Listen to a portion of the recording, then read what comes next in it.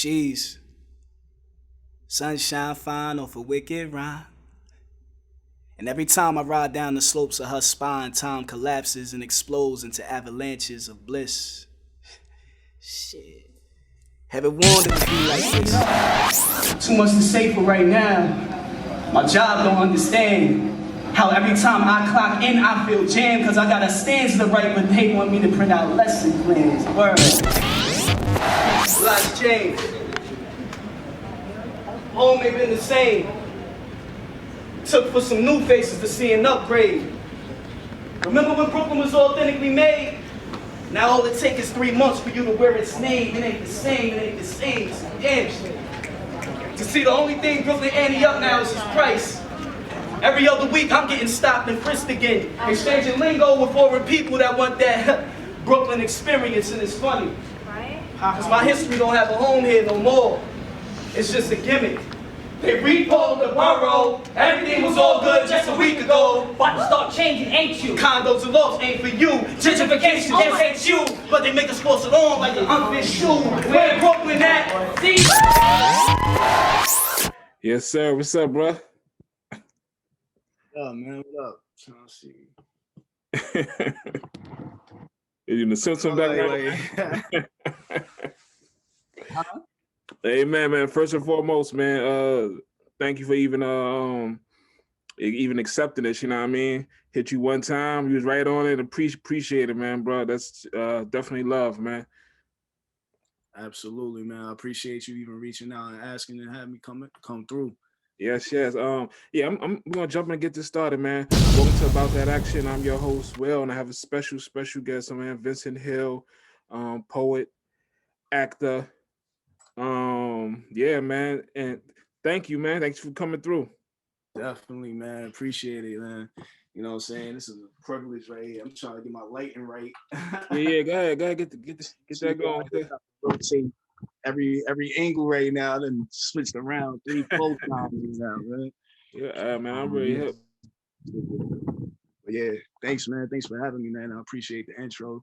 Yeah, like you said, my name is Vincent Hill, spoken word artist, actor, educator, you know, a little bit of everything. Just trying to be tapped into the culture. That's it. 100%.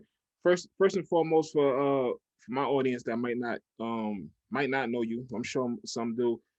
Just I know you touched on your name, but just tell them where you from. Copy. I'm from Brooklyn, New York, born and raised, Bed-Stuy. You know, pre gentrification. Hey man, we definitely gonna touch base on that, man. If you can talk a little bit about your upbringing.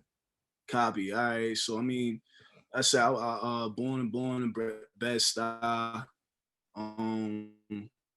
Lived out there majority of my life. I actually went to high school in Maryland. I was out in PG in Montgomery County, like PG, DC, Baltimore area. You know, so I was out there for like 4 years. Came back, went to school in college for journalism. You know what I'm saying? Other than that, I tapped into spoken word around 2010. When I was around 21, that's when I really got into it heavy. I always used to write, but I never took it seriously like that. And you know, on that journey, I just started to, I guess, learn more about my authenticity and just who I am as a person. Right. And, you know, that helped me to evolve into, you know, even more so the person I am now, like just learning how to be more truthful to myself. Cause you know, like tapping into spoken word, it was like I wanted to be an artist, not like, you know, so like that's abnormal in itself. So I really had to like, all right, if I'm going this route, I gotta be real with myself. Like, cause this choice is not what everybody would choose, you know? Right. And I'm gonna definitely touch on some of that stuff. I'm actually out here in Maryland right now. I'm originally, as you can see, I'm originally from the Bronx.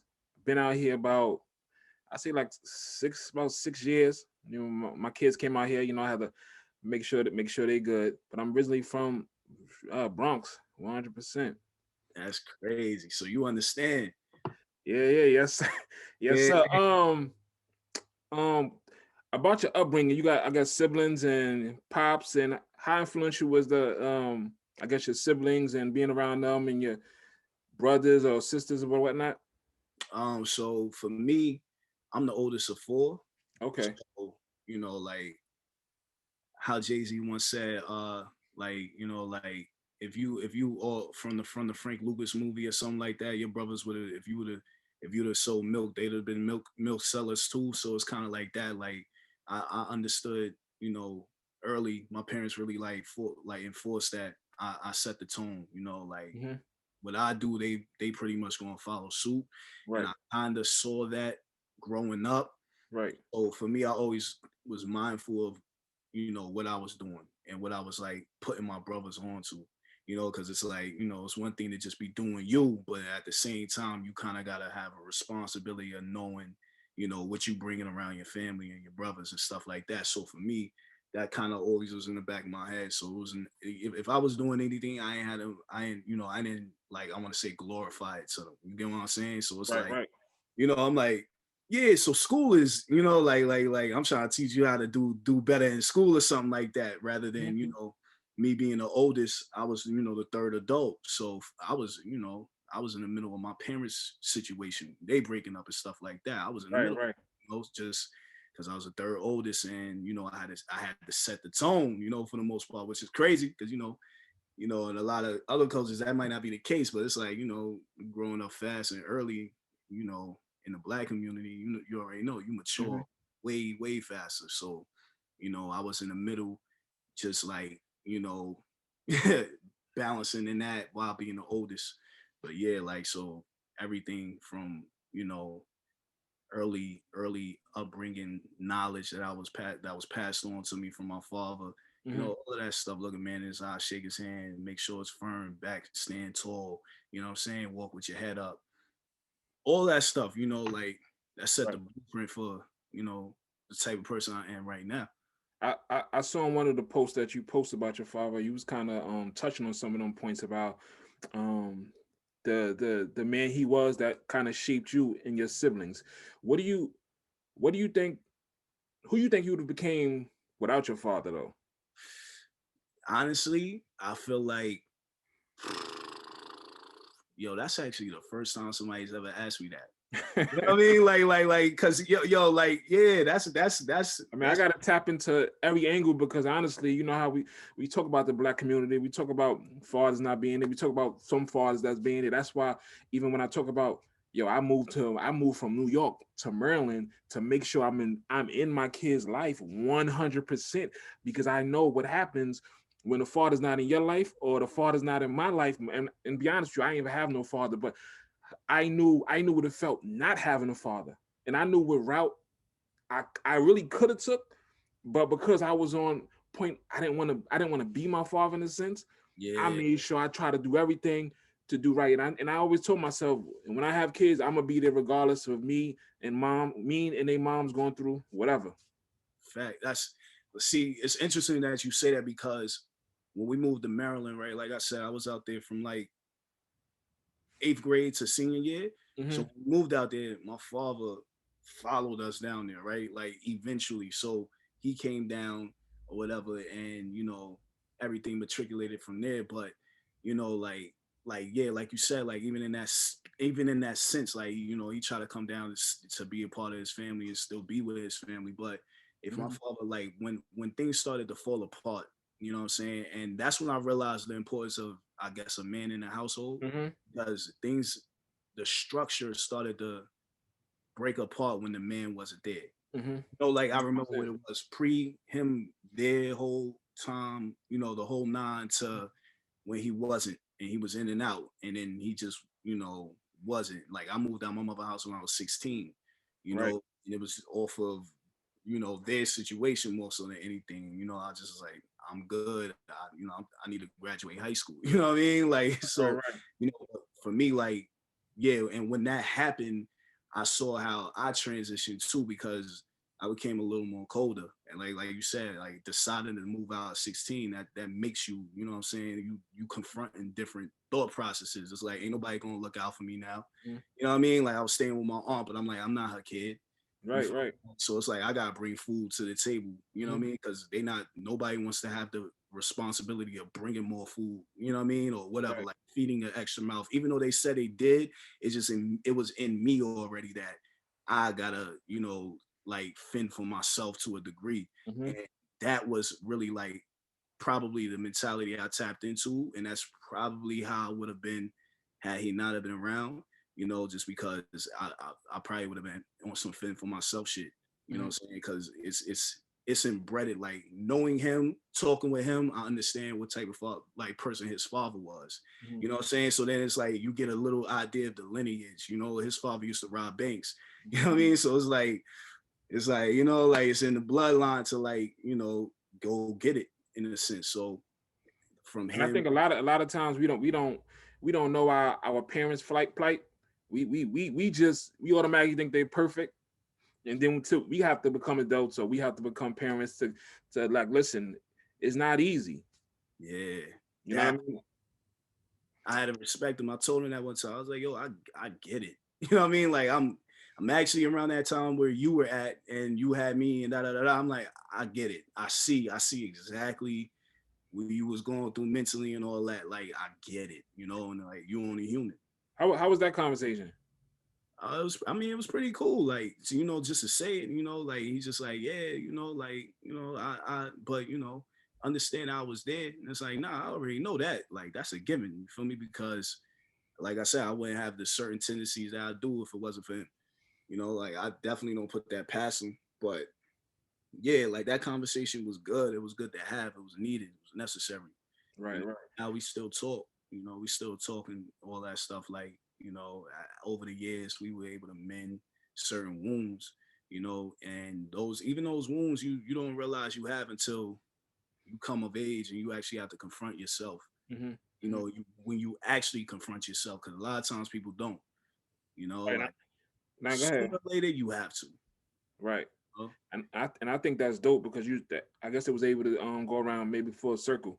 If everybody don't get that chance, I didn't get a chance. My pops wound up passing away when I was about second or third grade. So Mhm. those conversations I wasn't able to kind of have and heal and mend. But even when I had a stepfather, I almost felt like, listen, you could have kind of stepped up and kind of been the man because like we said, it takes a village, right? So we all supposed to do our part, regardless if that's my blood or not. And I feel like he dropped the ball. He dropped the ball. You Yo, know what I mean? He dropped the ball, and I had so much growing up. I remember I had so much mad at my father for not being here. You know what I mean? You can't choose whether you live or die. You know what I mean? Mad at him for not being here, and even more so mad at I had another man that's there that could have could have been that anchor for me, but dropped the ball totally. it's interesting to me, right? Because I feel like that happens a lot. And it's like, you know, like you know my mother got a child, but you here when you want to be with my mother, but you got to be wholehearted about accepting everything that comes with her, right? Like Right. cuz I'm a joint package, you feel me? Like it's Right. her and me, like, you know, and I feel like it's just interesting to me because when it comes to like time for I want to say us men to step up, you hmm know, and own up into that role. It's I don't know, man. Sometimes I feel like a lot of men drop the ball on that. You know, as far as like knowing what it actually takes to be a real leader. You Right. know what that really means, what that entitles, what that hmm entails. hmm But then on the flip side, it's like if you watch Discovery Channel and you see in the jungle a new I want to say an alpha lion come on the scene, he killed all the cubs. So then it's like, you know what I mean? Like, cause it's like, but at Right. the end of the day, like for the culture, for the community and stuff like that, like when it comes to like I said, I noticed when my father wasn't around how things turned. You know, Right. like we started getting in trouble more. We started doing a little bit more. You know what I mean? Like we started to be out more, be Right. outside more, be here, be there, be seen there, this, that, and the third. Like that started to happen more because those doors opened up.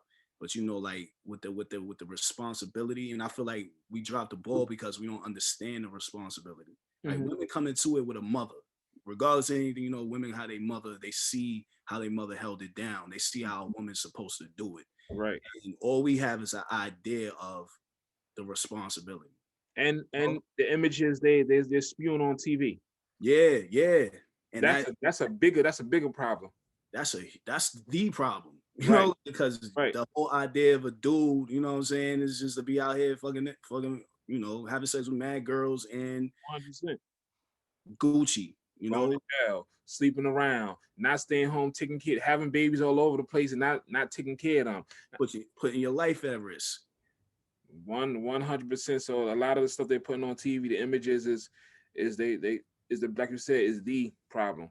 Yeah, not like part of it. It's the problem. Like all of that stuff, and you know, kids are trying to emulate that like it's cool. And it's like, yo, bro, like actually what's cool is to see your credit score go up. You Right. know, like Oh, 100%. to know these little nuances that you ain't thinking about when you thinking about when you living like that. You know, like it Right. blew my mind to think that I never thought about being 60 till I turned 30. You know, Right. I was like, shit, because I never thought, you know, I never saw life past 25 for the most part. Like, you make it And at 25 that's and all deep. this, I'm here. You know what I mean? Like, I remember that, like, being 18, like, yo, 21, I'm like, nigga. 25, I'm like, yo. And it's like, why do I feel that way? I'm still mad young, but to me, I feel 40, you know? But, like, Yeah. I never thought about, you know, what's life past 30? Our road is harder, man. You know, for the black people and color, our road is hard. It's Yo, more harder than others. So you feel that way because a lot of times you're growing up in Brooklyn. I'm growing up in the Bronx. It's kids out here growing up in DC, and they just taking lives. It's kids I work with all the time. They dying before they hit 20. They dying at 17. They dying at 16, bro. literally. And it hit different when you actually seeing it happen. Mm-hmm. You know, and that's why it's like, yo, when you make it to 21, you like, I made it. You know what I mean? Because it's like, yo, I know this person didn't, that person didn't, somebody over there didn't, one of the homies didn't. Like, you know, it's like a lot of people didn't make it past that 18th summer. They're too comfortable. A lot of times, like people too comfortable in their own environment. They don't want to get up. They don't want to move. They don't want to help. They don't want to change. They want to kind of stay stuck and stay right there. Yeah, I think, I mean, you know how they say, you're only as good as the people you surround yourself with. Right, I feel 100%. like that to me is kind of like the epitome of a whole community, you Mm-hmm. know, because it's like, yo, like you only as good as the person next door to you. Mm-hmm. You know, like the person across the street from you, the person, you know what I mean, down the block from you. Like if y'all not strong, then if one is dumb, then all y'all dumb. You know, one bad egg spoil the bunch, like that whole thing, you know? So does that count for family as well? Because we all know we got family members that I mean, let's keep it 100, man. That definitely ain't shit or definitely leading us the wrong way, you know. Yeah, nah, yeah. And we have to, bro. Like I mean, at That's this point in true. my age, I'm 35. I don't have no time for no negative energy, bro. That's true. I'm trying to build my life and build my kids, put them in a different space. I know how I was when I was growing up. Not to say I had the worst childhood, but a lot of we always talk about generational curses. A lot of the things that they were taught, it for me it don't make sense. Like for me, I don't spank my kids. For that shit, this is weird to me right now. That's Like valid. I'm able to, yo, you did this wrong. This is the consequences. You'll get on timeout. I'll take something from you, and I can explain it to you. Yeah. Versus me getting a whip and I always translate it to like slavery. Me getting a whip, Mm-hmm. hitting you, go do better. You know Yeah, what I mean? yeah. So that shit just is weird to me. But we grew up with that. I grew up. Go get the extension cord. Yeah. Bro, the extension cord. That Bro. shit really has leave. I got hit with a extension cord. That shit leave fucking webs, bro. Helps. Yeah. Webs. Like real yeah, Yo, spark. like, and the crazy part, I never, like you said, you don't think about it till you're an adult. Like, yo, motherfuckers really was getting abused low key. Yeah. Like, you know, like getting abused and calling it discipline. Yeah, nah. Because God said the rod will set you straight. Like it's like, bro, listen, I feel you, but not like that. I don't need you. Yo, you ever had to pick a switch? See, I man, I know never didn't do that you yet. I haven't done that. country grandmothers. Oh my god, bro. The switch, bro. I remember my grandmother hit me with that one time. That blew my mind. She was like, "It better not be no soft one, neither." See I'm what like, I mean? And that's just how they just been passing down. That shit probably really came from slavery, man. We just kept passing it down, mm-hmm. passing it down. But yeah, Psychological war. it is. But I want to talk about poetry and where did it start? The love of poetry come from? I would say I always like writing, right? Mhm. And from Dr. Seuss, all that stuff, I would just write. I remember I remember one of the first earliest memories of me writing. I wrote like a comic book and sold it at a like a fucking at the yard sale. We had a yard sale. I was selling my comic books. You know what I mean on paper, and now so it was always something I liked, but college, I went to school for journalism. That's when I really realized I like writing. I Okay. like writing. Like I could do that all day, sit in a room, leave me alone. You know what I mean? Like leave me in a corner somewhere with a pen and pad and I'll be happy, right? That's when I realized I really like writing, like storytelling, interview, all that type of stuff. I liked it.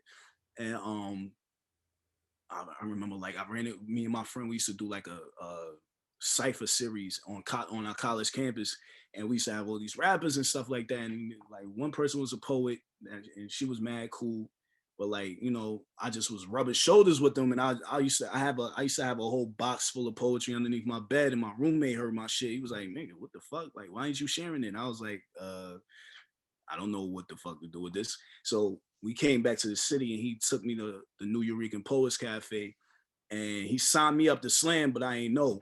So we was in there drinking nutcrackers, chilling and all that stuff, getting lit.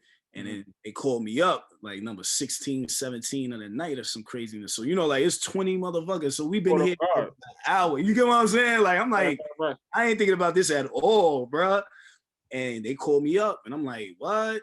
I'll go up because I'm like, I got heart. Like at the end of the day, I'm Right, from right, Bed-Stuy, right, to die. right, Like right, right, right. that whole energy. I was like, I ain't about to just get punked. Like, I'm gonna Right. step up.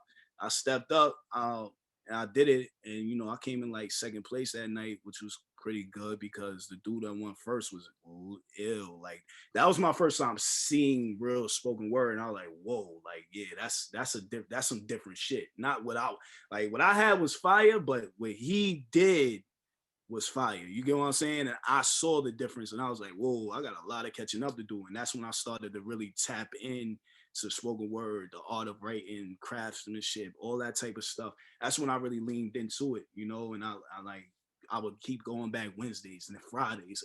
And I'll just be there, just watching, learning, getting beat, all that shit. Just cause I understood like I'm learning more than I'm not, So Mhm. that's when it started, 2010. So that was your first time on stage. That was my first time performing poetry. Yeah. So was that the same time you figure like this I'm gonna make this almost a career path? This is my path I want to go. Yeah. Because when I was in school for journalism, I had a conversation with my career advisor, and I told her I was like, yo, honestly, I feel like uh you know I feel like this ain't for me for what I want to do, who I want to be. I feel like I just need to do it. Hmm. I'm talking about being a writer. I hear y'all talk about it, and it's like you talk like journalism is kind of like fading out, and niggas that got blogs is coming up. Like so it's like the only way to really come up is to just do it. Then at that point in my head, so like that's how I looked at it, and I was like, I like poetry, all of that stuff. I was like, I don't really need school. I just need to go for it. So, and she was like, "You right," and I was like, "Oh shit." I was expecting her to say that, and Right, then right, right. so then I just made that decision and I came out, and then my roommate that day told me to New York. We went, did that, and I was like, all right, I'm here. Right. What's your I know how you said you went on the stage, you say it was people up there that spoke. I mean, you spoke, but then you saw people that was like could speak. What's the process? I guess your process of going up there writing. Um, I want to say the most important thing is to figure out, cut out all fat, cut out all the fats until you got a clear message that you were saying. Hmm. Like so, like just speaking directly. And for me, that's kind of like my biggest process of writing, where it's like I want to tap if I'm gonna like tap into something. That's what I'm thinking about. I'm thinking about what am I trying to say. Right. And then it's like, okay, now take the word trying to say, what are you saying? You know what I mean? And just say Okay. that shit. You know what I mean? So it's like, and sometimes it gets like it takes the like I said, the fat off of it, where you might be like, you know, I'm thinking about or like crossing the street, and I see a homeless man standing there, so I want to ask him why. You know what I mean? And like taking it out, it's just like I saw a homeless man and it made me ask why. You know what I mean? Like it hit different, when you take the fat out and you just say exactly what it is. So that's why I'm like, that's the process. It's saying that and then listening back to it and figuring out how does this project to the audience Mhm. afterwards. But first thing first is like, do I feel like I said what I needed to say? What you need is Yeah. right, with I guess with all that's going on, technology and everything, do you think that I guess poetry is still I guess important or relevant? But I don't know when poetry started, but I'm sure it had to started way back. But in this time frame, this culture, this everything that's going on, do you still see the relevance or the importance? I think yeah. Because it's still going on, like they still got their little cafe open mic Hmm. sessions and all that stuff. I feel like that it's always kind of been like like that cafe vibe, you know what I'm saying? Where it's like some low-key something that you don't even know is going on. Like to me, poetry and comedy are kind of like cousins. Hmm. Like you see a Kevin Hart, right? Well, Hmm. little did you know Kevin Hart been touring around the world for years before they found him, right? Right. But I feel like the thing about comedy and spoken word is that their ceiling is Kevin Hart. It's Hmm. like you could be Kevin Hart in this realm or you could be Dave Chappelle, or you could be Chris Rock, or you could be Chris Farland, or whoever. You know what I mean? Like you could be those guys. Like that Eddie Murphy and all that stuff. They have those type of ceilings, and I feel like with spoken word poetry, sometimes it doesn't necessarily feel that way. But I think that is because of reception. People I think don't know how to receive poetry. The everyday person is kind of like, I don't know, because I'll have conversation with people. I'm like, yo, be my manager. And they be like, I don't know what to do with you. You Hmm. know what I mean? And I'm like, the fuck you mean? Like, you know what I mean? Like, manage me. Do the same shit you would do with a rapper. But it's like, it's not rap. So that's the thing that I think like kind of like hinders it as far as like mainstream wise. But as far as relevancy, yeah, I definitely think so. And I think, like that 70s vibe with the last poets and all of that stuff, like that was kind of like one of the first, I want to say, outbreaks of it mainstream wise. And I feel like that same approach could, I feel like it could work today. Right. Where does the I guess your motivation come from to write?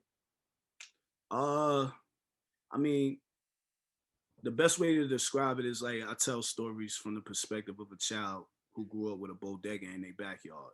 Hmm.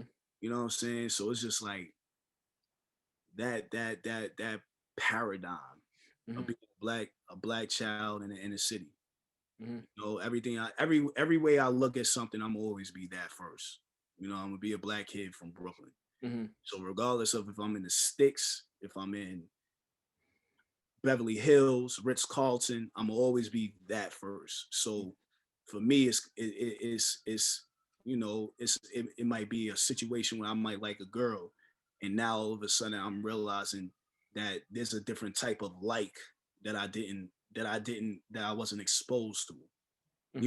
And then it'll just digress into why. And then it's like, oh, because, my father taught me never trust these hoes, Hmm. and that Right. is Right. a poem. You know what I mean? Like, never trust these hoes. That's a poem, or whatever. It's just, OG told me one time, he said, as a poet, your words are your weapons. So everything is your tool, your tool. Hmm. So you could talk about a trash can, and it could be a person, it could be a place, it could be a thing, it could be whatever. It just really depends on what you do with your words to depict that. You Right. know, like I got a poem called Alphabet Soup. Hmm. Talk about a can of alphabet soup and how my world is like alphabet soup. Hmm. You know what I'm saying? But it's just everything. Right. When I first met you, man, you probably don't. I'm sure you don't know, but it was in the New York, I think Norican, right, cafe in Brooklyn. Me and my wife just happened to go up there, ran up in there. I'm like, yo, this is a kind of dope ass that was my first time really. I was always wanted to do poetry, but I couldn't find no spot, no real spot. Real good spot that everybody was going, but I went in there. The vibe was good, the energy was good, and it was dope. And when the first poem I heard from you was like the Brooklyn joint. Like Yeah, you want the year, yeah. year. Everybody, Nah, but yo, that it was the crazy thing about it, bro, is just that I felt everything almost just I felt everything clear. Like Mhm. it if you, I mean you expressed it the way I felt it. Like when I look around and see and I come back home and I come back and I just starting to see things like damn, I don't this used to be here. Nah, that ain't there no more. Not I don't I don't recognize it no. I don't recognize home no more. Yeah. So can you talk a little bit about gentrification, some of the benefits or even some of the disadvantages of it? I feel like with gentrification, I feel like a lot of times white people take it as an attack on them. And it's like, nah, it ain't an attack on you. It's really like these landlords are set tripping like Bloods and Crips right now. They over here running up the rent. They kicking people out. They doing some illegal stuff, putting people leases on freeze. Like they moving grimy. You know what I'm saying? Because they know that they could get a flip. Right, And at the end of the day, New York has always been about profit. right. So like I understand the business aspect of why they moving the way they do. I just feel like I said, for a kid that grew up here and seeing all of the resources that's coming to the neighborhood now, Mm-hmm, that's probably what hurts the most because we was here in poverty, crying for help. mm-hmm, Nobody put any money into our communities. Now all of a sudden the corner stores is new.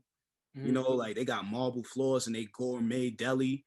Like all of that shit now. You know what I mean? Like really, really, op for real, op. My whole life, the floor was crack chip, the whole nine. Now all of a sudden, you got marble floors, marble countertops, this and the third, lit. Like that's It's probably really called gourmet deli now. That is the funniest shit. Because I go back home and it's called gourmet deli now, bro. gourmet deli, bro. And they got Oh my. organic food, bro. Sitting there like, yo, I walked in the corner, so I was like, son, y'all selling spinach? Like, like fruits and vegetables. What the fuck is going on? Like, when did this happen, bro? Like, that for me is kind of like one of the first blows of it all. When it started to happen, like seeing it, and I took a step back. I was like, so you mean to tell me this whole time y'all could have renovated this shit? You know what I mean? Like, nah.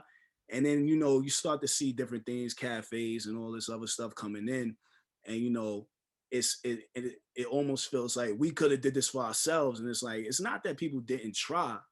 I feel like the redlining, like there's a lot of things that happened over the course of time that prevented, black communities. They put these things in place to try to prevent us from being able to prosper, to be able to profit off of it.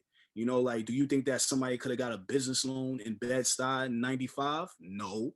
People tried, like a mom and pop shop, they turned them down. I don't think it's going to be profitable, but a fucking bagel shop now on Nostrand Ave is profitable. Like a bagel shop, if somebody came in 95, said, I want to open a bagel shop in Bed-Stuy, do you No, really think they would have got money for that? not at all. Nah, like you know what I'm saying. So it's like, nah, bro. Like it's a different playing field now, and that to me is kind of what triggers it for me, because it's like, nah, like it's not like we didn't want to.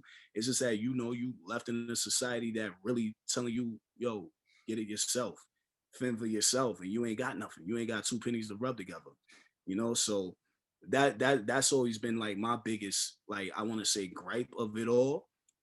But yeah, like even deeper than that though, encourage yourself to get the knowledge to know how to actually like home ownership, how to actually utilize the governments and the local government and the councilmen and stuff like that that's in your neighborhood. I feel like that is very important, but I do feel like we have been like we have the power has been taken away from us so much that we don't realize how much power we really do have, Mm-hmm. and how much power we can enforce. That's the one thing poor white people, one thing they do what? They vote, right? Mm-hmm. Why? because they know, like, regardless of anything, I ain't got shit but this trailer park and the propane tank. But guess what? I'm gonna get down and vote, like, because my vote matters, like, you know, in a sense. And like that is one element that I do feel like we were stripped from having, that pride, as far as knowing that we could still get what we want. We could still make the government work for us in a sense, you know. So that is interesting. You I know, two things. One of the things, you know, Jay-Z on his 4/4 album, I think is a dope album, by the way. He mentioned about gentrification and how we had to damn near deal with the same thing you talking about. All this shit we had to deal with, the fucked up stores and this and that. And all of a sudden, y'all want to come reinvest, fix it, and we had to kind of just live here. And even the food y'all give us is like, come on, man. And they doing a lot of gentrification out here in DC just as well. yo, Do you think? I know DC. you said we've been redlining a lot of stuff, but do you think some of it was our fault? I mean, there's two sides to every story, Right. you know, and it's like I can't also neglect the fact that, you know, we had it. Regardless of anything, you know, we had it. You know, we had DC was Chocolate City. Yeah, it's changed now. Yo, bruh. It's changed. Like I went to high school out there, so I used to rip and run all through DC, PG, Baltimore. I've been all over there, and I remember I'm like, every time I drive through now, I'm like, yo, what the fuck? Like, and that I think that's the coolest thing, even about where Brooklyn at, right? The one thing that I moved a lot, and I've been black everywhere I went. You know what I mean? So it's like I understand black people, right? So it's like to be able to, like, even with that poem, I know what's going on in Oakland. I know what's going on in DC. I know it ain't singular. There's places where home ain't the same. You know what I'm saying? And it's like, yo, you feel me? And especially if you coming from these black and brown communities, you know, these are the first ones to go. So, you know, to be able to talk about it from that dialect, because like you said, it feel like the homie saying it. You know what I mean? Because, you know, sometimes poetry, it could get over your head. It could be a lot of extra stuff, right? You know, you just like, huh? Like, but like I said, I grew up with a bodega in my backyard, so everything that I speak is gonna come. It sound like that, you know. But yeah, as far as our fault, I feel like yeah, like we played a role into it. You know, I think that, you know, if I think about the generations prior to us, you know, if I think about them not knowing any better, you know, like just the ignorance is bliss. So you just doing what you gotta do to get by, you know, and you ain't really thinking about anything outside of that. And, You and, know? and you know the thing, I say this all the time. A lot of times we just been surviving. You know what I mean? A lot of us just trying to get to tomorrow. Yup. And like you said, we not thinking about anything. We ain't thinking beyond that. And Yup. I think and for us to really win, we're gonna have to get out that mindset of just what's going on tomorrow. That yo, you know what's crazy, right? I work with kids, right?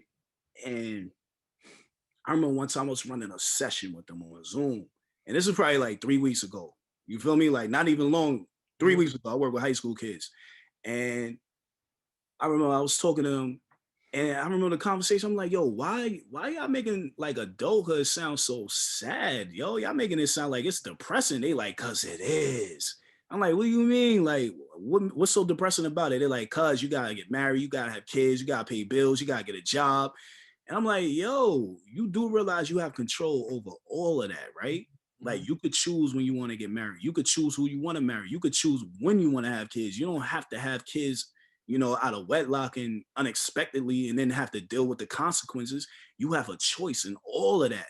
You know, you could choose what type of adult life you want to live. But like you said, I bring it to them because it's a train of thought that they already are conditioned to.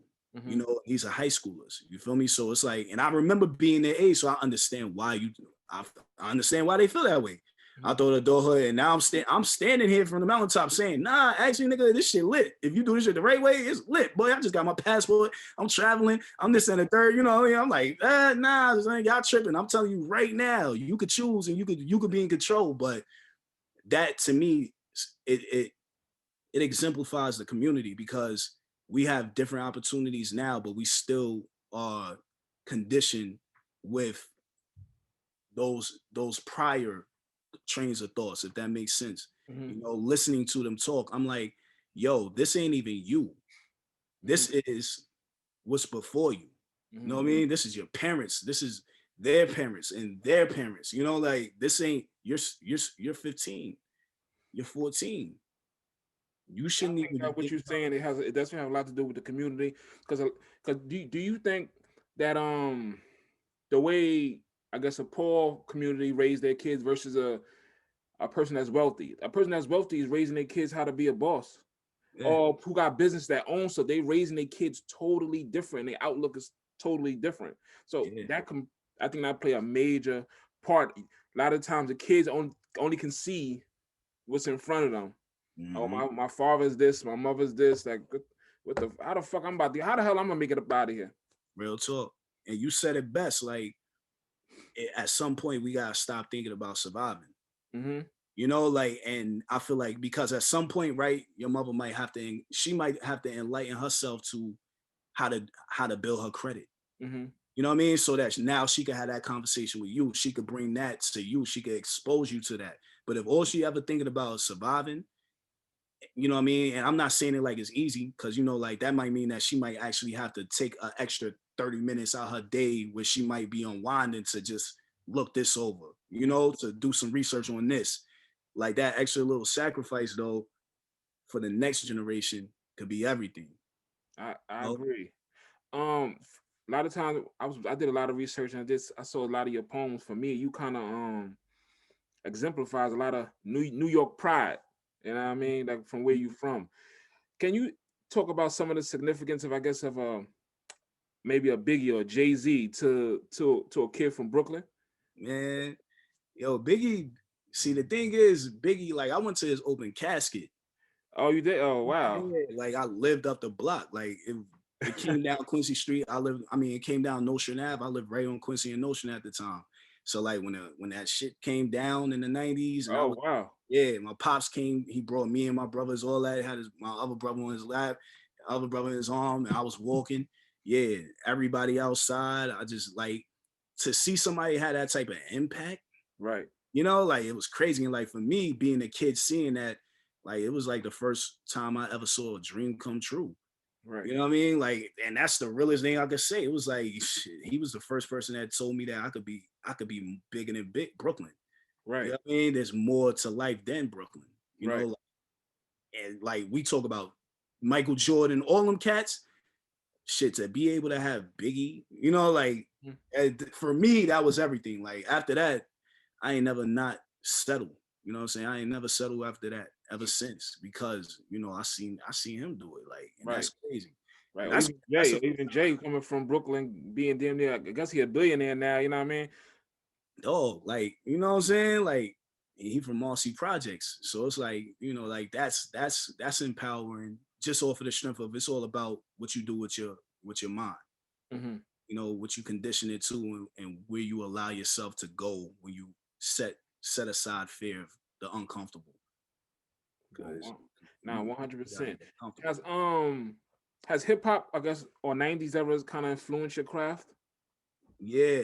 I would say yeah, because like that's like my, I guess, tutelage, I guess you could say, as far as writing and all that stuff Hmm. goes, because you know the 90s had that was the golden era of Best. rap. It I ain't gonna lie, it really was. You know, was the best. I know they all say it, but it's like, nah, 90s, there was some sword swinging lyricists back then, you um, know me? Between Snoop, like, you know what I mean? Like, cause everybody that came out in the 90s was dope. Snoop, Pop, but you had Big, to be. Redman, Method Man was like my favorite rapper as a kid because of METHOD, man. I can understand it. You know, he said Right. the green eggs and ham in a rap. I was like, oh, I get that. Like, Right. Right. you know, crisscross, all that. Like, you know what I mean? So 90s, yeah, definitely, just because of storytelling. I remember Jay-Z said something where I'm from, where it's like you couldn't talk about it if you ain't live it. You 100%. know what I'm saying? Like just little bars like that meant everything to my pen. Nah, 100%. Have you ever thought about rapping?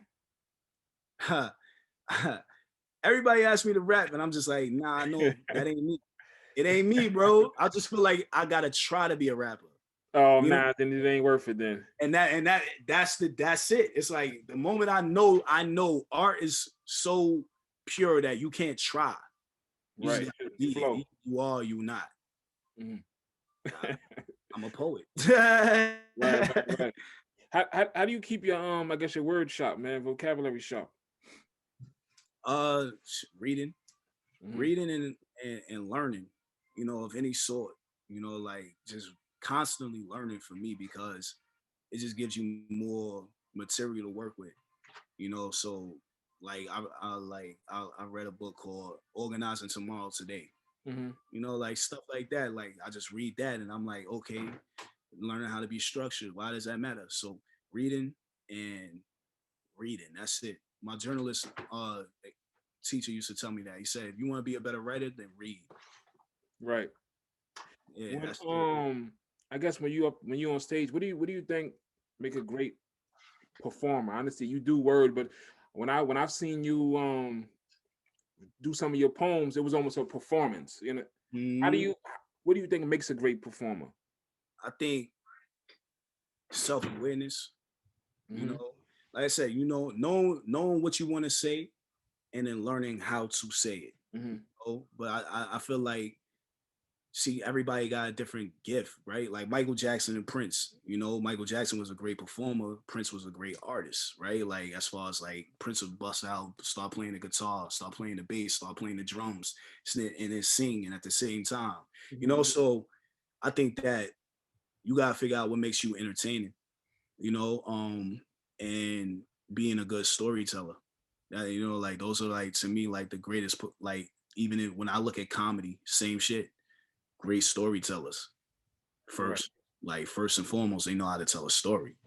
And that's the foundation to it all. Regardless of poetry, singing, rap, comedy, can you tell a story? Movies. Oh, you know what? And that's true to almost everything. People Yeah. don't tune into the story. I mean, I'm gonna put it like this: poetry is the foundation. Hmm. Like a lot of great writers were poets first. Hmm. Shakespeare. Shakespeare got mad sonnets. And those sonnets is like living on forever. But he was a playwright at the same time.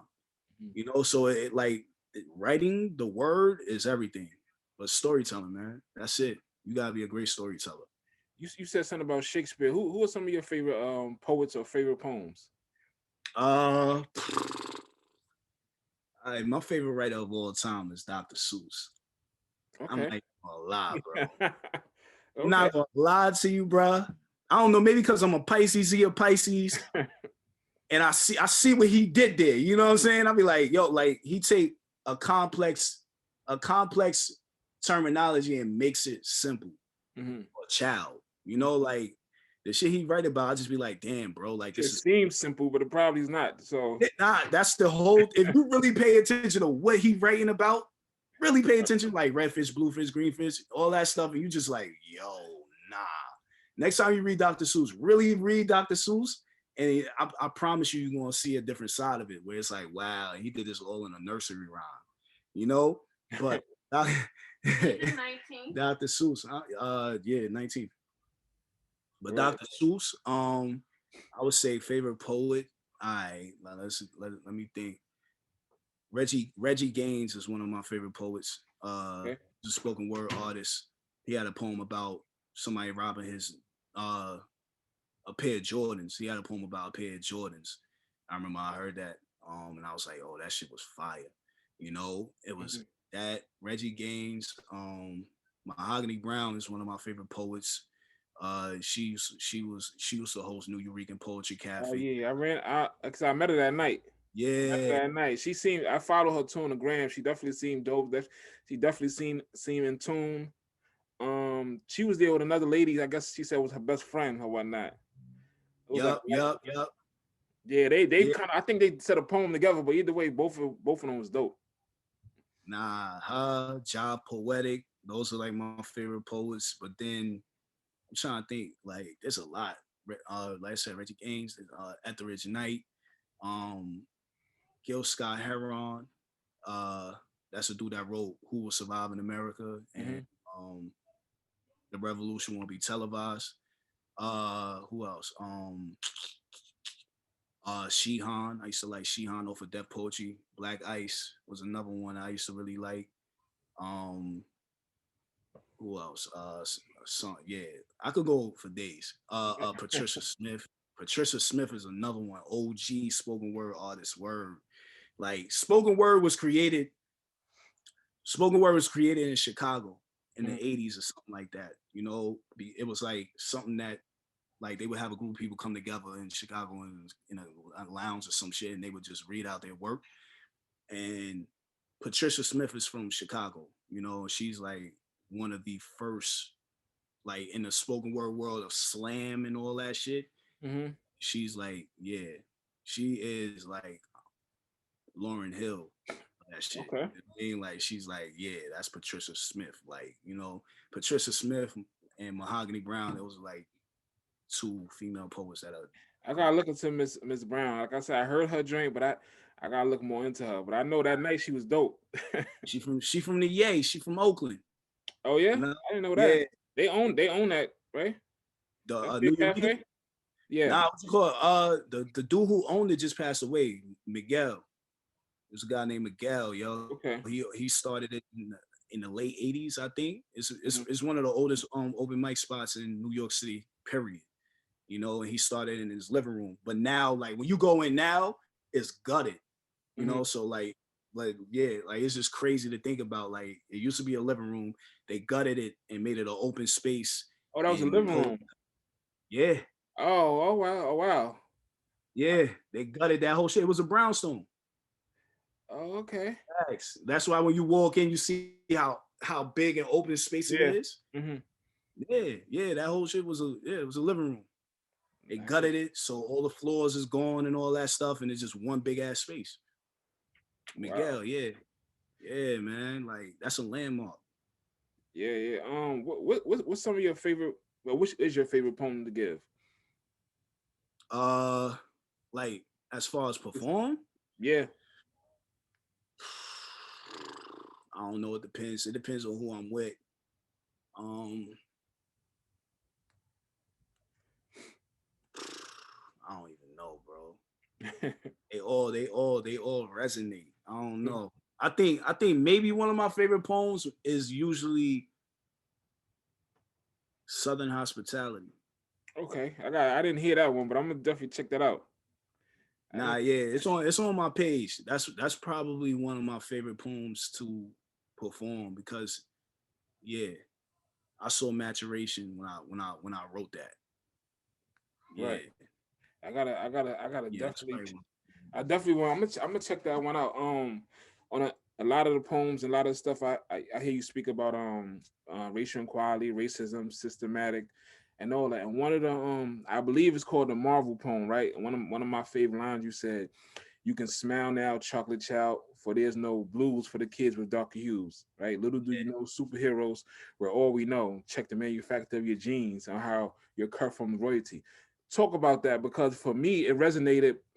It almost gives black and brown kids understand like listen we not what they say we are. A lot of the things America was damn near built, that's how I took America was built on us. Like and a lot of inventions was built from us. Hell yeah. That's the whole reason I did that was with that in mind, right? Because I was like, yo, we been superheroes. Right. We been the fact that we here right now and they wasn't able to kill us off. We fucking superheroes, bro. Like, and I felt like that needed to be celebrated. You know, Right. like I don't think that that's spoken about. Like we're cut from a cloth called royalty. Like we not slaves. You Right. know, so like all of that stuff to me, you know, when I was working in the school, I was working in the middle school at the time. I had changed up Black History Month in my writing club because I was like, nah, we're gonna talk about Mansa Musa. We're Mhm. gonna talk about black CEOs. We're gonna talk about that rather than slaves. And you know, and the activists that it matters, but that's the only narrative we're ever told. You Mhm. know, 100%. little did you know, like when I did that research, I was like, Mansa Musa, the richest person to ever live. Mhm. He had an empire worth $400 billion, and that was like gold and land and like real natural resources. you know, not dollars. You know, like it was like, nah, he could actually show you what the fuck he owned. Right. You know? So like his legend is he was journeying to Mecca from, you know, the his empire, the Mali Empire. He was journeying over to Mecca because he was Muslim. And at one point he stopped in Egypt and fucked up the economy. He fucked up the value of gold for 10 years off of a visit to Egypt. That type shit. I'm like, nigga, Jay-Z ain't never do no shit like that. Like, you know what I mean? Like, right. Put it in perspective, bro. I was like, damn, so he Right. fucked up the economy for 10 years? Right. Egypt? That's crazy. So yeah, that's what sparked that for me, celebrating that. Right. In another poem, right? I believe it's titled "Can I Speak? Can I Spoke It?" Right? You said you have kids in pre-K that believe I can fly because no one else my size gave them dreams of the sky. Yeah, talk about that a little bit and the importance of children of color having, I guess, people they can look up to, because that's how I took it. Man, you on point right now, because I ain't gonna lie to you, like, yeah, like that line, I was working in an elementary school. I was working in an elementary school in like 2012, right? I was like 22, 23, and I was gun-ho on being a poet, right? I'm like, I don't even be here. Like, you know what I'm saying? Like, my mind is like, nigga, this shit ain't even my goal in life. I'm just here to get a paycheck, but I'm a poet, you know what I mean? That was my energy. And I remember somebody had got shot and killed. It was in Brownsville. Somebody had got shot and killed across the street from the school. And this is like November, December. Brick ass cold, snow outside, cold. Somebody got shot and killed across the street from the school. My friend's mother was the reason why I was in the school, right? She worked with pre-K kids. And the room was literally across the street from where the shooting happened. She was like, when it happened, all the kids got down on the floor before she even told them to. And one of the kids was like, whoo, that was a close call. And I was like, yo, these niggas already knew the protocol at 4 years old. They knew what to do when they hit gunshots. They know how close death is. Like, for him to say that, he knows the jurisdiction of gunshots. You know, like when you grow up in the hood, you like, oh, that shit down the block, we good. You know what I mean? Like, oh, nah, that shit across the street. You know, it's a different energy. I mean, it's really dysfunction. Yeah, yo. And what it did for me, because being in that building, that day changed me a lot, because I was like, yo, I'm really 21, 22. And I remember she said that, and I was like, you know, all the adults is kind of like brushing it off. Like, you know, it's just another day in the hood, whatever.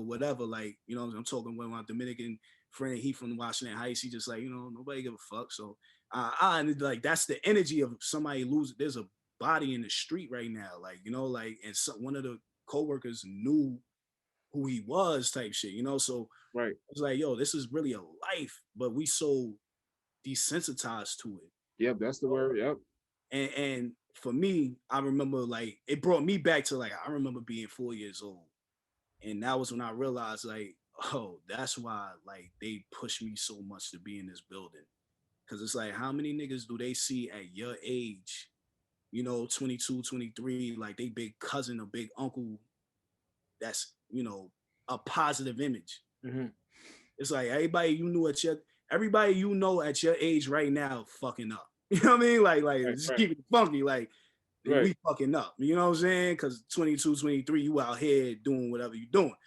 So that was when it resonated for me. That was the first time, and I got it. I was like, and then I learned about Sankofa and how in the African culture you're moving forward, but at the same time the bird is turning its head back to drop an egg for those coming up behind them. Like, I learned that, and I saw my role in the Sankofa of my community, in a sense, and it all came from that one person losing their life. You know, like, that was probably one of the most pivotal moments as far as like giving a fuck about my people, if that makes sense. It's not like I didn't, but you know, you don't actually understand your responsibility. Like, I don't think that we talk about our responsibility to each other enough. Right.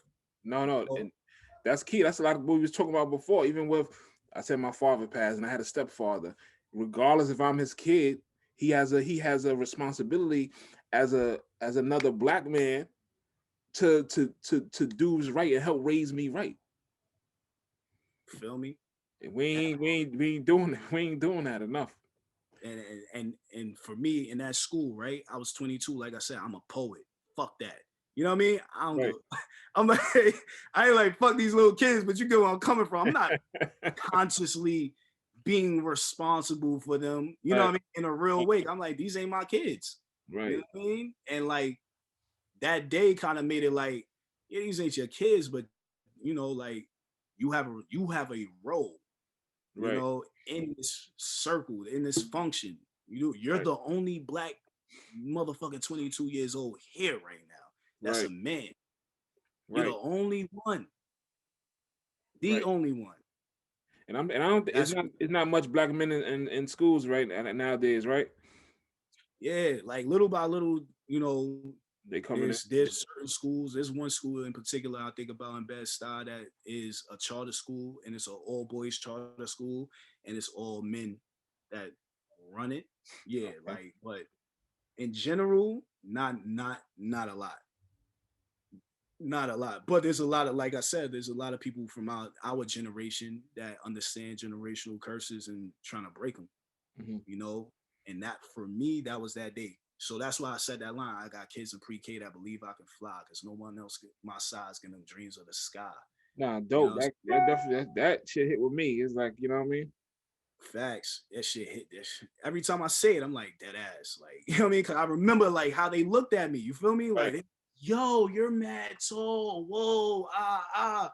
I used to be like, yo, why the fuck are they so, in my face, bro? Like, leave me the fuck alone. You Right. know what I Right. mean? Right. It's like, like, cause you're not used to getting that type of like reception. You're like, damn, so these little kids is really like happy to see me, bro. Right. Like, Right. Right. fuck, like what I did to you. You know what I'm saying? It's just your presence, That It's shit was important. heavy, What if you had one message to give the youth? What would that be? If I had a message to give to the youth, One message to give to them. I would say plan ahead. Hmm. Plan ahead. Plan, because that's the one thing that as I started to get older, that's the one thing that I really started to see the importance of. I Hmm. saw how, like, I worked with a billionaire before, and that shit was crazy, but I saw how structured he was. I saw how organized he was. I saw, how successful people all kind of had a similar cloth, and structure is one of the biggest things. I will always say plan ahead, especially like being that you grow up from 10 days, nigga. I'm thinking 10 years, nigga. I'm thinking more like 10 days. You feel me? Like that Right. one line of paid in full fucked up everybody in my high school. You know what I mean? Like that one line, like Mhm. changed everybody's whole perspective. So planning ahead to me, I would definitely say community. Yeah. Yeah. Eh, let's talk about your I guess one of your debut acting, man. Ha. Congratulations on that, brother. Thank you, man. Appreciate that. How Appreciate was that. that experience? Yo, it was crazy. Somebody had saw me perform. They was like, "You ever thought about acting?" I was like, "No." Mhm. And she was like, "Yo, my friend got an audition. You should go." I was like, "All right, cool." So I went. And they liked me, and they just started like, chipping away. Mhm. They said I had a natural ability. I was like, cool. But to actually see it come fruition and then see it on a screen, all that Big shit. difference, right? Yeah, yeah, yeah. It was like, oh shit, I did that. Get the fuck word. That's what you was doing. This whole, you know what I mean? So like, it was dope to like see where I started and see how far I came in like 8 months. But I could see that. I mean, I could see you transitioning into that because, like I said, you're performing on the stage. Hell yeah. You know what I mean? It feels. I guess it feels natural. Did the acting feel natural? Yeah. They were like, yo, yeah, yeah. Honestly, yeah. Cause I wasn't trying to act. Right, right, Like how you said, you ever thought about rapping? I was like, nah, because I know I'm gonna be trying, I'm trying to right. be like, yeah, I wasn't trying to act. It just kind of like flowed. And then they were able to like, I guess I go over the top and they were able to bring me back, and then Right. like I'd rather that than have to try to make you, get into character, and yeah, I've heard that a lot And that's one of the first things I will say. A lot of poets transition into acting. Mm-hmm. Amari Hardwick used to be an actor. I mean, a Oh yeah, poet. yeah. Okay, I didn't know Bro, that. yeah, bro. He used to be on the slam team. I did not know that. I gotta look that up. I'm dead ass. That's why it's funny. Like it's like, yeah, you remember the New Eurekan, right? Like, yeah, like Omari Hardwick, he was in LA. They got LA spot called the Poetry Lounge, I think. Mm-hmm. And yeah, he was on that slam team in like 2001, 2, somewhere around there. So like, yeah, Job Poetic Mahogany, they all know him from that too. It's crazy. He used to host a show called Versus and Flow. I think how long ago was that? That was then. I've had it been a minute ago. Little minute ago, probably like 2013, 14. It was on TV1. I remember TV1. Yeah, it was on TV1. Omari Hardwick used to host that. But yeah, he was a spoken word artist. I'm gonna look into that. Can poetry or poets can it be lucrative? Can it be? Can you survive off of that? I would say yeah. The reason why I say yeah is because, for one, I know people who are, Mm-hmm. but I think that to be a successful artist, there are certain rubrics and criteria that you have to cross, and you actually have to like take care of. The most important thing is a following. You Mm-hmm. know, like you could be a rapper, and if nobody knows you who you are, nobody buying your product. Mm-hmm. You know, so the most lucrative artists, period, have a strong following, even if they not mainstream. I was just talking to somebody about this. I was like Flatbush Zombies, for instance. That was a rap group from Mm-hmm. Flatbush. Joey Badass. Joey Badass is not really that mainstream, but he has a following and he's able to survive, perform, sell merch, and eat. Right. I know of him, but I don't. I guess I don't see him out there as much. Yeah, and That see, like the that's what I'm saying. following. Yeah. Yep, that's what I'm saying. That's why I wanted to bring him up. But like, yeah, so like even with poetry, it's I feel like it's the same thing. You just gotta know, who you're talking to and how to supply, and being I wanna say being more than just a dreamer. Mm-hmm. You gotta think effectively.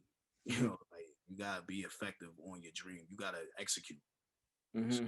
like whether it's a book, merchandise, whatever the fuck, you gotta execute. That's the only real difference, like to me, like actually taking that business and the business structure seriously. Like you said, 2 o'clock, I'll Mm-hmm. take it at one. Right. And I think that's and glad you said that, because that's the whole reason why my thing is titled About That Action, because it's really about that action, about putting it at work. Because at some time, at one point, after you read the books, after you go to the seminars, after you do a million different things, what are you actually doing that's going to propel your life and propel your career? And it's that action that I interview and see people, you know what I mean, doing. Yeah, I. That's why I appreciated the title. I was like, yeah, that makes sense, because it's easy to read a book and tell you about what you need to do. It's harder to actually do it. You know, Right. the Because moment you step consistency outside your comfort zone, that's and being consistent and that's a big thing, and not everybody can do it. Like you want to support people, but then you want to support rappers, and you look on their page, they got one song, or you want, like, it's just like, where's the where's the consistency? Or you're a fashion, you're designer, and then you only got one out, you know what I mean? Like, you gotta put in that, it's time to put in that work, like, literally, you're right. You're right. That's the difference. Consistency. You it gotta is. be consistent. You gotta consistently do your craft, whatever that is.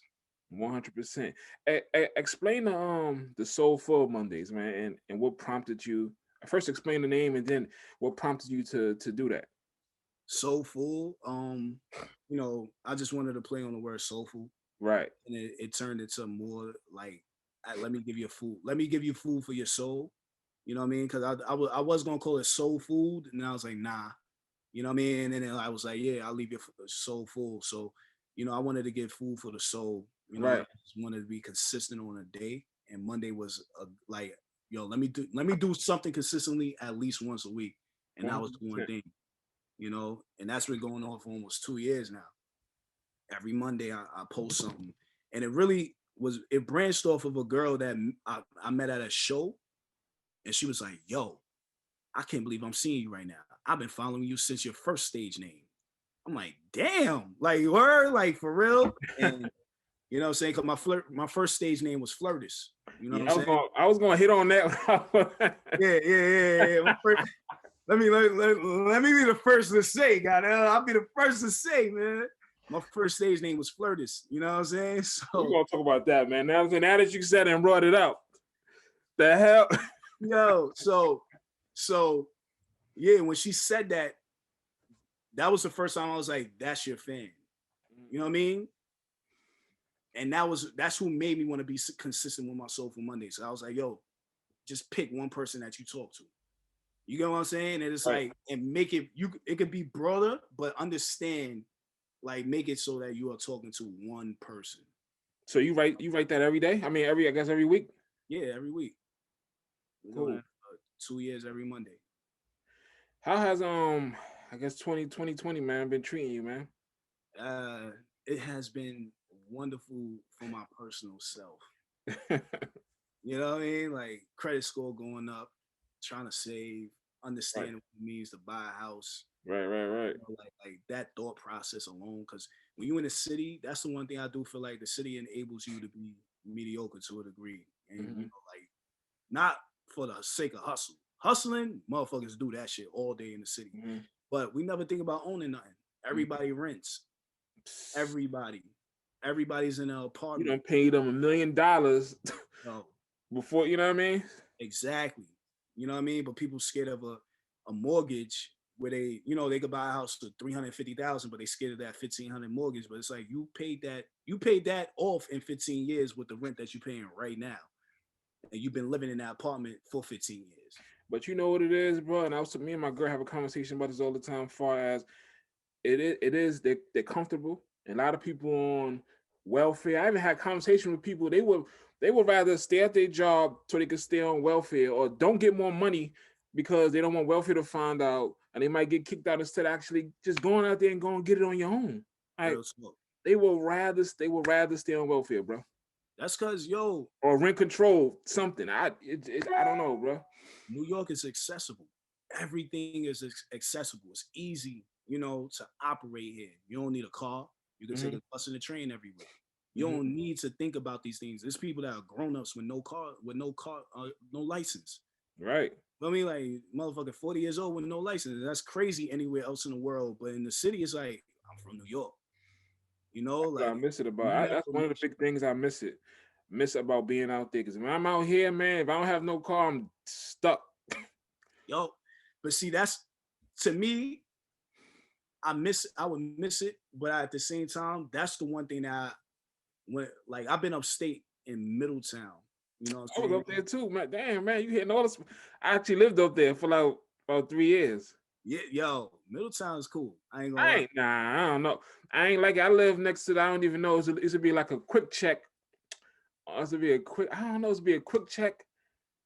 It was a quick check though. I can't remember the damn name. It was one of them apartments, little apartment complexes over there, next to the library and stuff. I ain't like it. You might know, but I ain't like. For me, I didn't like it. Yeah, nah. See, look, the reason why it's been cool is because of the break from the city, you know. But that's the one thing, like, being up there, you know, it got me to thinking, like, yo, bro, like, why not think about getting a car? Why not think about having a crib? You know, these are things. Okay. You know what I mean? I ain't never think about this in the city because you like, man, I'm trying to like get right. You know, I had a friend paying and living in Bushwick paying $1,100 for a bedroom. I was like, what? Right. $1,100 and you had 2 other roommates? Nah, right. Yeah, I like, come on, cheap son. though. I got up there. I went up there and got a nice little apartment for low, a nice decked out joint too. Yup.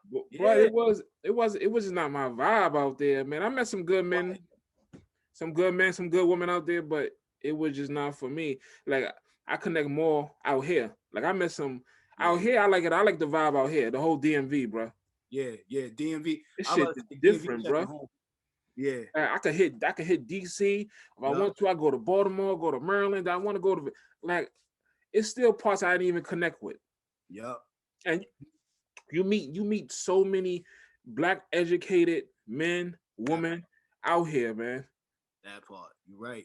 I'm DMV is telling you, bro. DMV is It's just it's crazy, man. nah, it is. I ain't gonna hold you. DMV is beautiful. Like that's like my second home, you know. So I understand You everything get that a house, houses out here is you get something for your money, bro. yeah, yeah, And yeah. you're gonna get some land. Yup, yup. DMV, bruh. DMV is dope. DC is fire. Like you said, because you could tap in. I could I'm go to telling DC, you, I could yo. go to And you're not brunch. home. And I'm not far from home. When I need to go back to New York, I'm there. Like I feel like I'm in a central area of everything, bro. It is. It is. It is. DMV, like Maryland, to me is the perfect location for somebody that want to be out the city but It still is want to be able to access it. Because it it's 100%, yo. yeah, like Like I feel like I'm Philly. gonna be out here for a minute. I've been out here 6 years. I ain't even pressing to go nowhere else, man. Nah, Like, it's nice. it's sweet, bro. Like I Yeah. said, when I'm missing New York, really, I could really go to DC just to get that city vibe, or I Yup. can go home. It's not even that far, bro. Like I'm out here for a minute, man. Yeah. Nah. DMV is dope. That's one of them spots. Cause It, you could do Philly or you could do Pennsylvania, Philly, but it ain't the same. Like nah, Philly, nah. bro. This shit is like central location to everything, Yeah. bro. I don't Yeah. feel too far from home. Like if I need an emergency, if I really want, I could drive there. If I need to hop on a flight, 40 minutes, like 30. Yeah. I'm there. Like it's like I can't. Yo, you And you really can get can't down beat that, south. shit, bro. And I, you can get down south. and you could, right, right. It's this Yeah. is central. This is central for me, man. So I love New York. That's always be home, but I like it out here. I don't know if I go back. Nah, yo, if you don't, it makes a lot of I'm gonna put it like this. About 4 or 5 of my family members moved out there. Right. You know what I mean? Like This my shit. cousin just moved out there. You know It's what I not a mean? Like bad look. It's not a bad look out here neither, bro. nah, it's dope. It's dope. Like you said, you got a little bit of everything. Cause if I don't want the city life, I could dip off into the burbs real quick, get low in my crib, I'm 100%. chilling, minding my business. If I want the city life, Baltimore, DC, right there. You know what I Yep. mean? A little bit of PG, get a little mixy, you know. But like you said, the black people out there, dope, I'm telling you. dope. I've met a lot of good men out here. No bullshit, man. I met a Yeah, lot of good men and a lot of good women, and I ain't feel like, I know years ago it always been a New York DC thing, right? yeah, yeah. I ain't get that vibe. I don't feel like I have not felt that vibe, bro. Yeah, now I think a lot of things changed even with gentrification, right? Because I think it kind of took like the enemy off our backs, where it's like, yo, we need to be together, bro, because these Right, niggas is moving in. You know right. what I mean? And I feel like it switched the narrative because yeah, when I was out there, I went like I said, I went to high school out there and all that Mhm. shit. Yeah, motherfuckers from DC, Baltimore, they ain't not like New Yorkers because New Yorkers always came, but New Yorkers came. I understood why though. A lot of times New Yorkers come with that New York shit. They like, nigga, I'm from here. What's up? But listen, I I mean, learned that is everywhere we go, bro. yeah. Motherfuckers just feel that way. They already off the when you say you from New York, they already feel some type of way, bro. Facts, No facts. matter where I go, Like, I swear that one thing comes with me everywhere I go, bro. yeah, and they like, you from New York, ain't you? You like, yeah. They might be like, you cool though, you cool though, and you be like, what you mean I'm I'm cool? telling you. Some cats be coming out there straight up flexing, like, fuck your couch, like, you know what I mean? Like, I'm hip. I'm hip. yeah, yeah, yeah. When I So was out there, it was funny. right now, I'm definitely hip. So with all, I guess 2020, they had the protests, riots, things with Breonna Taylor, George Floyd. One another poem that you said I want to touch base. You said all lives matter, but the blacks continue to get targeted. Hmm. What happens to you mentally when you hear that another black man or black woman has been killed by cops or the government, whatever? It's upsetting. Hmm. No, it borderline gets to the point where it's like, yo, we've been talking, we've been having these type of conversations, we've been trying to meet with y'all at the table that be amicable. It's like, how long you expect motherfuckers to be amicable? Like how long do you expect us to be having conversations and shit like that? And it's like, if you want to be about that action, then it's like, then that's a whole different type of action. But yeah, it's upsetting. Like it's not a surprise. That, and I think that that's the most upsetting part, especially if you're a black person. You know, like we have all dealt with profiling and the many facets that it comes in. You know, and it, to me, especially when you're young and you're going through it, it just makes you feel like, okay, so y'all really just expect me to be a criminal, Right. or expect me to be, you know, whatever. Like, you don't expect me to just be a regular citizen of America. Like, you know, so that's the thing. And then the way that they be flipping the stories, you know, and the way that people get off, you know, like that's the thing too, is like you listen to the story, you like, really, like just because he did something like that makes him this, you know, the flip, the narrative, all of that stuff is just, it's getting old. It's That's why real. when to be honest with you, that's why when the riots started happening, I could care less for real, because it's like that shit is a build up, bro. Yeah. Y'all everybody wasn't screaming Black Lives Matter to them, the motherfuckers things get smashed in. And to be honest, certain people don't care until money's starting to get affected. Yeah. Yeah. One Yeah. hundred percent. Capitalists. You have You to. know? So social media is one of them platforms where you can get your message across certain ways. I know that you was one of them that hashtag defund the police. So if you can talk about that a little bit, and what it means to defund them, and what it means to you and to black people. Just as far as defunding the police, it was that was my energy because, you know, in New York State, billions of dollars go to the police department, but the education system Hmm. barely, like, it gets the bottom of the list. You know, so you're funding the people that imprison us, but you're not helping to fund the system that could like stop children from becoming criminals. Hmm. No, so then that makes it a disproportionate, you know, space, because it's like, so you know, like the prison, you know, the prison to pipe, the prison pipeline is real in the education system. The school to prison, right? Yeah, yeah, yeah. School to prison pipeline, like that's real, you know, like, and you know, that's really where I was coming from with the defund the police. It's like you could cut that budget a little bit, as much as they cut the education budget. Like whenever the city I need to make remember. cuts, one of the first places they go is schools. Hmm. As much as they cut that, you could cut like the police budget. You could move some money around from that space. Hmm. You know, like, and it's okay because everybody go through it. We all city workers, right? So why can't they get cuts? You know what I Right. mean? So that was my biggest thing, because it's like, you know, when you work in a school, you understand different aspects of the game. You're just like, oh, this is crazy because it's Hmm. enabled, you know? And that for me is why I said that. And as far as the black community, is really just even understanding where the money is going, you know, because sometimes you paying these taxes, but you don't even know where your tax money going. So you just giving it away. And for me, like I said, we talked about empowering ourselves to know that we have control of our government, right? That's another way for me. It's like really like pay attention to what you're paying for. You know, like I had a conversation with the kids and I was telling them that I was like, yo, you don't even know that you walk past your Democratic office every day. Hmm. You know what I'm saying? Like there's a Democratic office in your neighborhood that you probably don't even know exists. Hmm. And that's a problem, you know, because we need to be more aware of that. We need to know who's there, who represents us, who's the councilman, when's the next election. We need to know all of that stuff, because until then, you'll be forever getting beat upside the head, you know, or beat over the head, or the you know the wool over your head, Right. the Right. whole nine. Nah, I'm one. tired of being blind.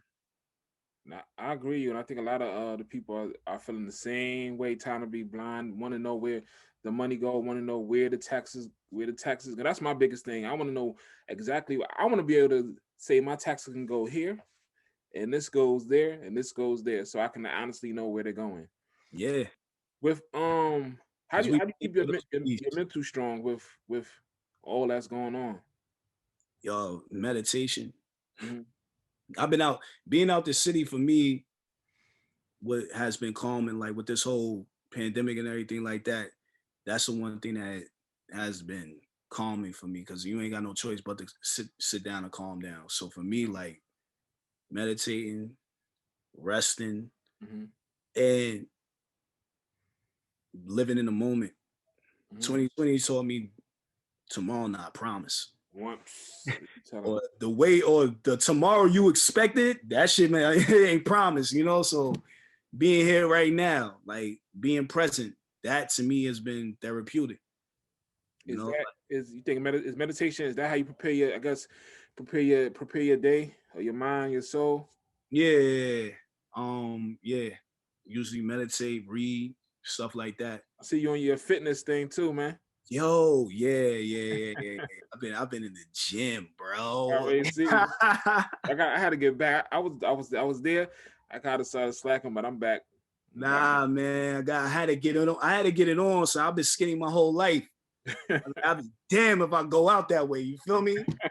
Shit, motherfuckers like I got a chest now. I'm like, Oh man, no more bird chest. You feel me? Bird chest and chicken legs, no more. You feel me? Word.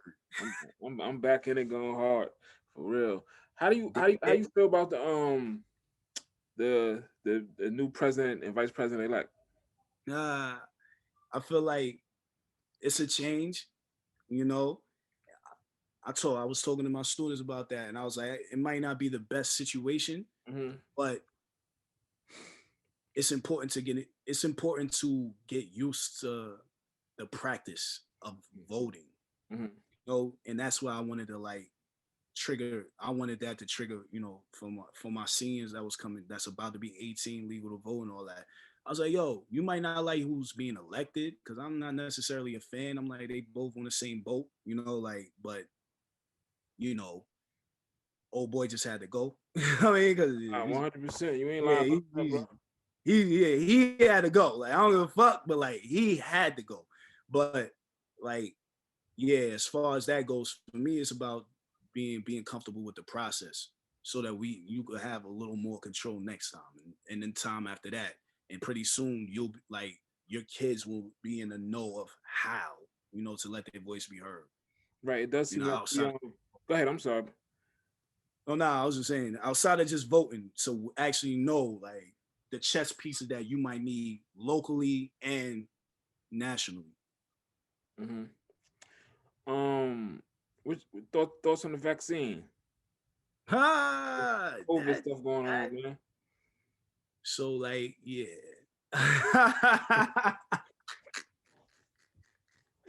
Yeah, you know, yeah, I don't know yet, man. I don't know. I had a friend that said, yo, if it's gonna be able to get us to be back outside sooner, I'm with it. I'm like, I feel you. I don't know yet. It's too new for me. You know what I mean? Like, I'm like, this shit just it started coming out of nowhere. I could see that they're trying to push it onto us because they promoting it more. They talking about it more. They're like, yeah, so the vaccine is coming. You know, I hear that, but I'm just like, I don't.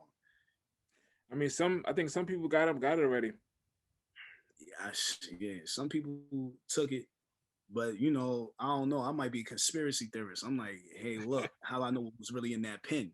But you know, the crazy thing about it, I heard somebody say, I can't recall who said it, but it's like we don't have to take it cool. That's fine, but we're gonna have to we're gonna have to set a plan for the Black community, because what's gonna happen is we ain't gonna be able to get a job, we ain't gonna be able to go into this building, we ain't gonna be able to go on a flight.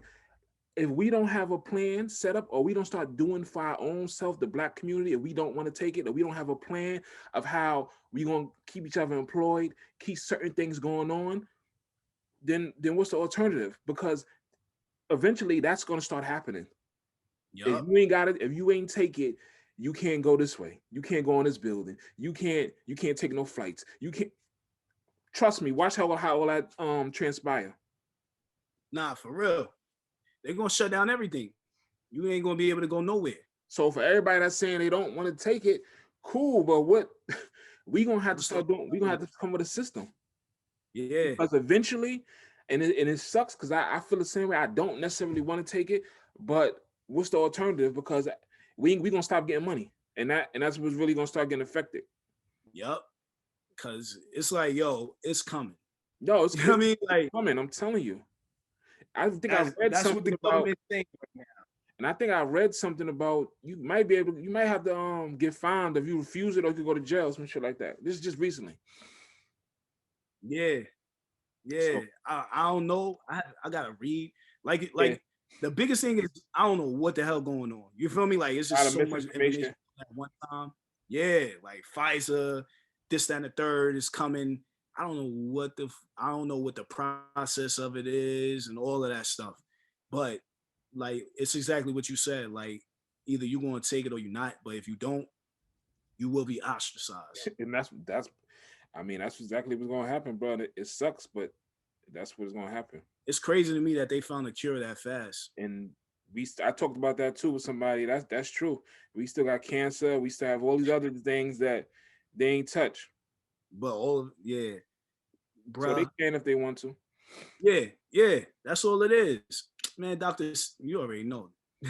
Dr. CB cured all that shit. You know what I mean? Like, Nah, but I believe that too, man. That's why I said I was thinking about going plant based. It's starting to get my mind and my body right. No bull, bro. yo, cuz man, we don't know. That's the part that get me like we don't know where our beef coming from. We don't know where our chicken come from, our cabbage, none of that. We don't know where it's really coming from. Oh, this shit not real, bro. We don't know if it's real, fake. It's not real. Yo, it can't be. It's So, not real, bro. I'm telling you, yeah. unless you got your own farm in the backyard, I wouldn't trust it, bro. Listen, That part. when we were kids, I never heard about so many cancer cases as an adult than when I was a kid. That's It's facts. so many cancer, That is a fact. like everybody died from cancer now, bro. I didn't hear about this shit. Oh, Yeah. I'm 35, like 30 years ago, bro. This shit is Yeah. everywhere. Yeah. I'm telling you, it's what we eat and what we put on our skin. Yeah. Bro. Yup. Telling Right. The chemicals. you, 100% gotta go natural. Artificial everything. I'm on Yeah. my way. I'm on my Yeah. way there. My wife is vegan, man. I'm on my way there. I'm trying to get there, man.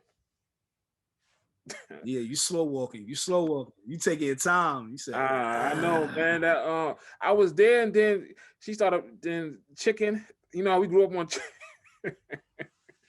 Grew up on chicken. you know, like that's the part. It's like, yo, what I'm gonna do without this chicken though, bro? Like, They do it in so many different ways now, bro. It's just like, yo, man. It's so many ways they do yo, it. man, I just ate chicken and waffles, bro. You know what I mean? Like, I can't not have that. That's it. And then it's like, yo, you gotta know what to make as a vegetarian or a vegan. You gonna Because have a to, lot of times people go vegetarian, vegan, processed food, and that's it worse. processed. So it's like you actually gotta know how to take a fucking piece of lettuce and turn that into a duck. You know, like you feel me? Like you gotta know how to do that at home. That's not just common knowledge. No, I'm already 100%. Um, this is my last question, but what do you want your legacy to be? Uh, if I said anything, I would say that I want my legacy to be about uplifting. Mhm. That's it. I want my legacy to represent somebody that could uplift. Right. Community, friends, loved ones, self, just uplifting. Yeah. Like I said, first and foremost, appreciate you, man, for doing this. Is definitely dope, bro. Yeah, man, this was fun. We gotta find some way to link in person, bro. Yeah, Whenever I'm out there, man. Appreciate it, man. Give you some definitely. drinks for appreciate you for doing this, man. Yeah, man. Um, Blast. for everybody, please follow me on YouTube, About That Action TV, on my Instagram, I am About That Action, and tell them where to follow you. You can follow me on Instagram, VHill. That's VHILL _ poetry. Regular way to spell it. And yeah, that's where you're gonna find me. VHill poetry on VHill _ poetry on Instagram. Yes, sir. Again, appreciate you, brother. We gonna link up, man. We gotta link up in person, man. Like I said, drinks or whatever. to thank you for doing this. I'll give you the information where you can find the stuff at in the next day or two. Copy. Appreciate you. Thanks, bro. All right, man. Have a good one. All right, you too, brother. All right.